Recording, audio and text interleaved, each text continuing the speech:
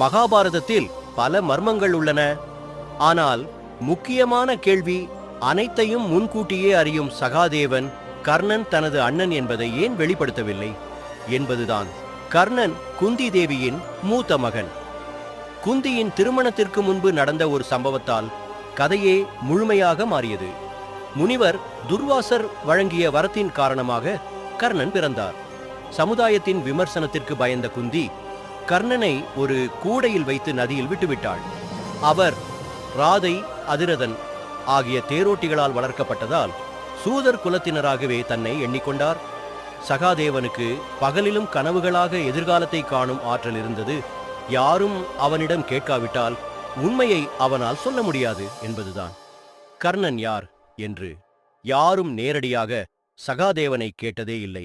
எனவே அவரும் எதுவும் கூறியதில்லை.